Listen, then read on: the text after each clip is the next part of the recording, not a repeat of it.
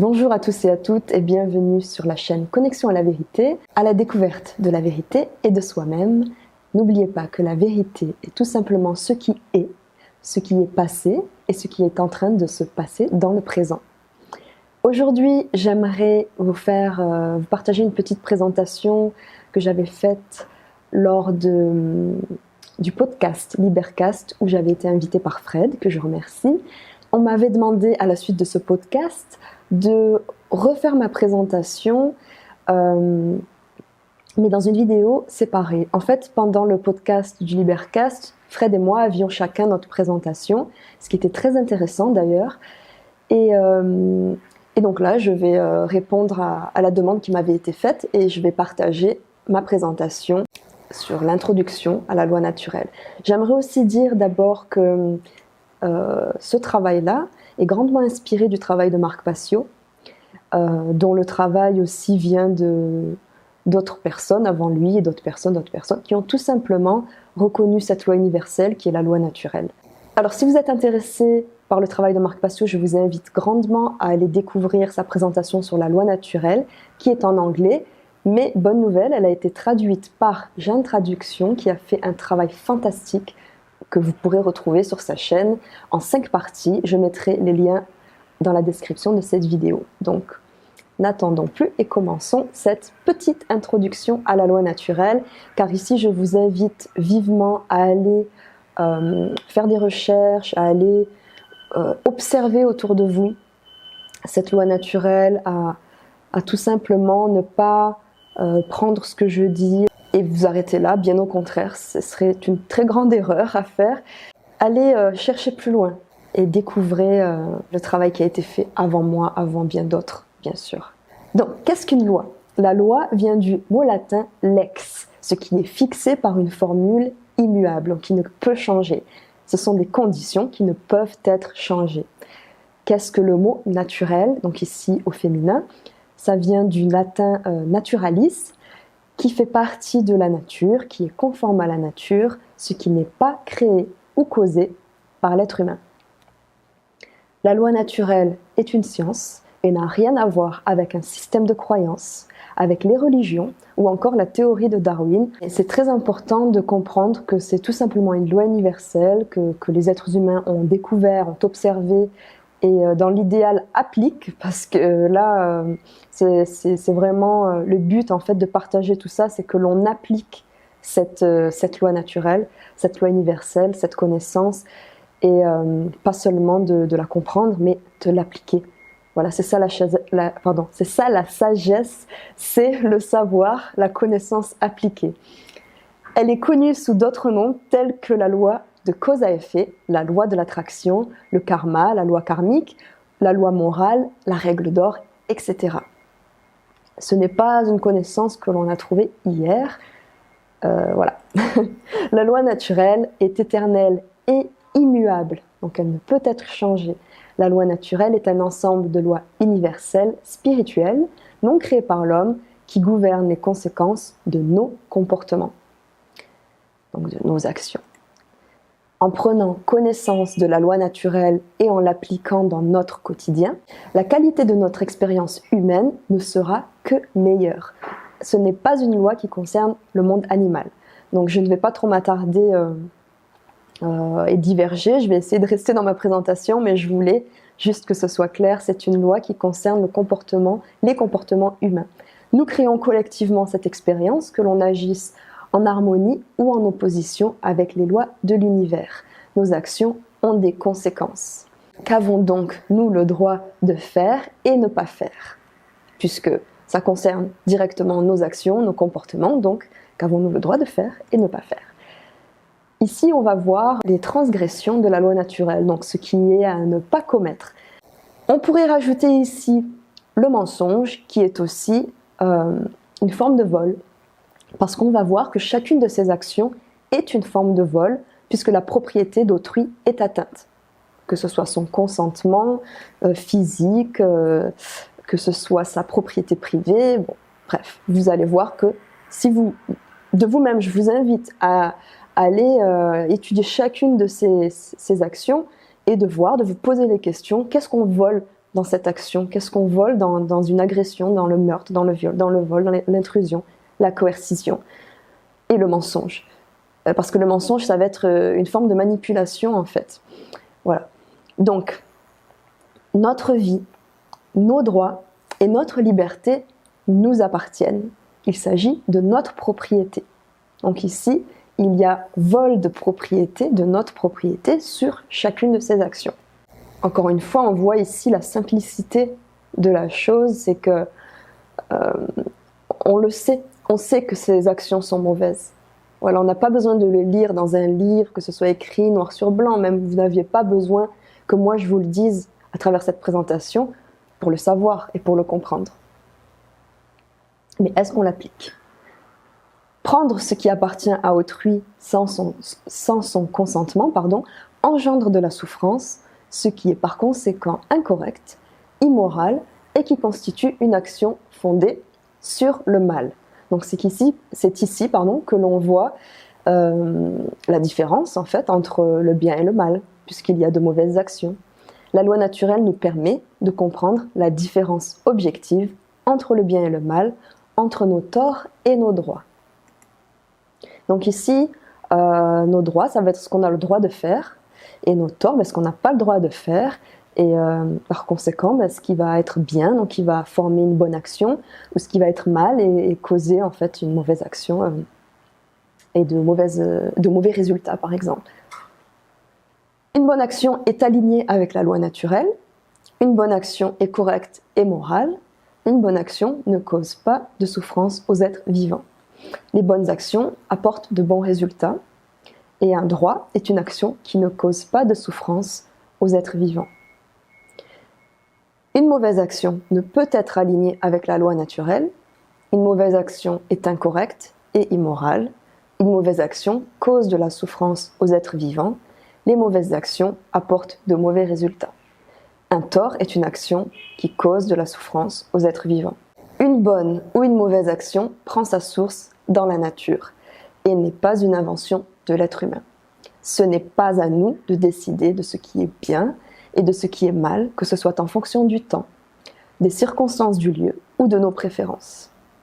Ce qui est bien ne peut devenir mal et ce qui est mal ne peut devenir bien. Autrement dit, une bonne action ne peut devenir mauvaise et une mauvaise action ne peut devenir bonne, qu'importe le temps ou nos souhaits, ou nos préférences, ou nos croyances, etc. Dans la vérité et la réalité, la morale est objective. C'est ça la loi naturelle. Ici, on va voir deux principes. Le principe de non-agression et le principe d'autodéfense. Voilà, donc on a vu que dans nos actions, on ne doit pas commettre d'actions basées sur le vol. Nous n'avons pas le droit de naissance d'être violents envers les autres êtres vivants. Par contre, si violence est faite envers nous-mêmes, on va aller vers le principe d'autodéfense et là nous avons le droit d'utiliser la force tout simplement pour se défendre contre la violence. Et tout être vivant a le droit de naissance de se défendre et d'utiliser la force si violence est faite envers nous, envers quiconque. Si on veut aller aider quelqu'un qui est victime de violence, on peut aller l'aider, mais chaque être humain a le droit de se défendre si violence est faite envers lui. On va voir les expressions de la loi naturelle. Donc là, en fait, c'est une traduction du tableau de Marc Passio. Et je trouve la façon dont il a mis ces étapes en place, je trouve que c'est tellement clair et c'est comme un plan, comme une carte où on arrive à se positionner, à comprendre en fait où on va en partant de quelle étape et vraiment à comprendre pourquoi on en est là, d'où ça a commencé. Donc on va voir ces expressions. On a plusieurs étapes. Donc on a notre outil de création. Donc qu'est-ce qu'on utilise pour créer? On a le commencement, on a ce qu'il se passe en nous, on a ce qu'il se passe dans la société et le résultat que l'on crée, le résultat que l'on manifeste. Notre outil de création, ça va être l'amour. la conscience, l'amour avec un grand A et non l'amour romantique. Et on va aller vers le commencement. Donc on commence avec la connaissance. La connaissance, qu'est-ce que c'est? C'est accepter la vérité. Accepter et tout d'abord chercher la vérité, la rencontrer, la questionner et l'accepter. Puisque la vérité est ce qui est, c'est ce qui est passé. Ce n'est pas encore le futur, c'est ce qui est en train de se passer dans le présent. On ne peut modifier la vérité. Par contre, notre perception de la vérité, c'est ce qui va l'entourer. Donc, on va avoir différentes perceptions, mais la vérité ne change pas. La vérité est, tout simplement. À partir de là, de cette connaissance, après avoir accepté la vérité, il va y avoir ce qu'il se passe en nous. Ce qu'il se passe en nous, c'est qu'on va pouvoir être maître de soi-même. Donc c'est ça la souveraineté, c'est que en fait, nous ne sommes pas sujets d'un autre être vivant, nous ne sommes pas sujets d'une autre entité, d'un groupe. Nous ne sommes pas esclaves d'autres choses extérieures, d'autres personnes. Nous sommes maîtres intérieurs. C'est ça la monarchie interne. Ensuite, avec cette monarchie interne, donc nous sommes maîtres de nous-mêmes, il y a donc ce qu'il se passe dans la société et ce que l'on va répandre dans la société en partant de nous-mêmes. Donc en partant de ce maître intérieur, on va pouvoir créer l'anarchie externe, qui est la liberté. L'anarchie, je ne pense pas avoir fait de vidéo encore, d'ailleurs il faudrait. L'anarchie, ça signifie tout simplement qu'il n'y a pas de maître. Donc lorsqu'il n'y a pas de maître externe, ben, il n'y a tout simplement pas d'esclavage. C'est la liberté.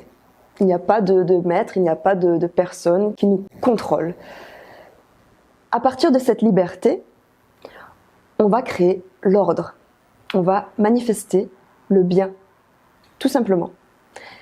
Ces étapes ne peuvent être sautées. On ne peut pas passer de l'amour, de la conscience directement à la liberté. Il va falloir passer par la connaissance, la souveraineté, la liberté, l'ordre. Donc là, on va pouvoir aussi prendre conscience de nos actions, où on en est personnellement et d'un point de vue collectif. Est-ce qu'aujourd'hui on a la manifestation du bien, l'ordre, la liberté? Est-ce que les gens sont maîtres d'eux-mêmes? Est-ce que la connaissance et la vérité est autour de nous? Et est-ce que tout ça est parti de l'amour? Alors on peut voir aujourd'hui que malheureusement, c'est l'inverse qui se produit. Donc l'inverse de l'opposé de l'amour, c'est la peur. Ça va être l'outil de création, donc la peur, l'inconscience, donc l'outil de création qui va être utilisé pour aller ensuite vers l'ignorance, le refus de la vérité. Parce qu'il y a beaucoup d'inconscience et de peur dans ce qu'on nous demande d'utiliser pour créer cette réalité. Donc est-ce que l'outil de création est basé sur la peur? Et tout ce qui va être basé sur la peur, vous allez voir, va nous mener vers le chaos. Donc on va y aller petit à petit, donc le commencement, l'ignorance, le refus de la vérité. Donc refuser la vérité, on va aller droit dans le panneau, on va aller vers la confusion. Donc ce qu'il se passe en nous, c'est qu'en fait, en refusant la connaissance, en refusant la vérité, en refusant ce qui est, encore une fois, ce ne sont pas des croyances, là je parle de la vérité, de ce qui est. Et non de la perception des gens, voilà, c'est la vérité. Ça va nous mener vers la confusion. Donc ce refus de la vérité, de l'ignorance, nous mène vers la confusion, qui va être l'anarchie interne. Donc pas de maître à l'intérieur de soi-même. Donc imaginez le résultat lorsque on ne se contrôle pas à l'intérieur de soi. Si chaque être humain est en mode anarchie interne, donc pas de maître intérieur, le résultat, justement, la conséquence, ça va être le contrôle, puisqu'il y aura monarchie externe. Quelqu'un d'autre, à l'extérieur de vous, va prendre le relais et va prendre ce rôle de maître. Donc, au lieu d'avoir un maître en nous-mêmes, d'être maître de soi-même, on va avoir un maître externe, on va être contrôlé, et c'est ce qui se passe dans la société, c'est le contrôle. Et le contrôle ne mène qu'au chaos, puisqu'encore une fois, ces étapes ne peuvent pas être sautées et ne peuvent pas être croisées. On ne peut pas passer de la peur à l'ordre. ou de la confusion à la liberté, ou de l'ignorance à la liberté. Donc imaginez si ce qu'on veut c'est la liberté mais qu'on est dans la confusion, on va rester bloqué, on va tourner en rond. Donc le contrôle va mener au chaos et c'est la manifestation du mal.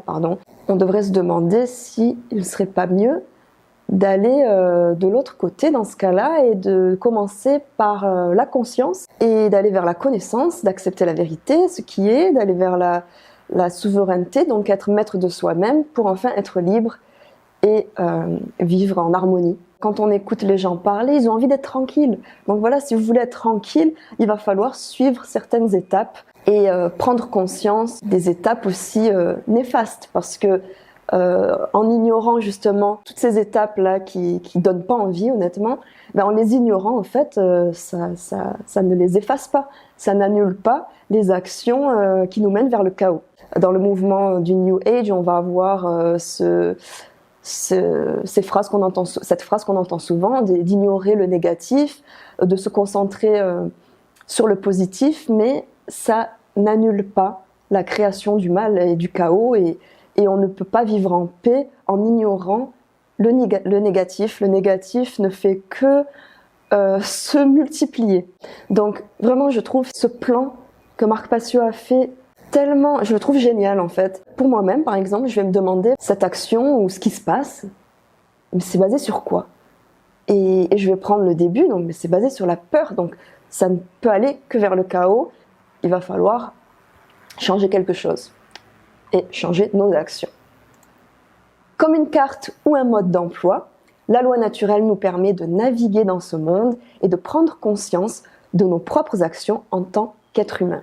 En prenant connaissance de cette loi universelle spirituelle, nous pouvons enfin comprendre les limites de nos comportements, ce qui en résulte, donc les conséquences, et choisir de créer le bien ou le mal autour de soi. Nous avons le libre arbitre de créer ce qui est bien, ce qui est mal, de créer l'ordre ou le chaos, l'harmonie. Voilà, donc c'est à nous d'être conscients de chaque action, des résultats en fait de nos actions. J'espère que cette petite présentation vous aura plu, qu'elle vous sera utile surtout, parce que bon, en fait, qu'elle vous plaise ou non, ça m'est égal honnêtement. C'est surtout qu'elle vous soit utile et que vous commencez à l'étudier, cette loi naturelle, à la comprendre et à l'appliquer. Voilà, c'est vraiment très important, c'est crucial à l'heure actuelle que chaque être humain comprenne cette loi universelle. Voilà, tout comme la loi de la gravité, c'est une loi qui existe. Alors que l'on croit à la gravité ou pas, il y aura des conséquences à nos actions. Ici, c'est la loi qui est directement liée aux conséquences de nos actions. Je vous souhaite une très bonne journée, une très bonne soirée et je vous retrouve très bientôt. Merci d'avoir écouté, merci d'avoir lu cette présentation. N'hésitez pas à la partager. C'est pas mon travail en fait. C'est quelque chose que tout le monde devrait avoir entre ses mains. Et ensuite, vous choisissez, vous décidez de ce que vous voulez faire. En comprenant bien qu'il y aura des conséquences à chacune de vos actions.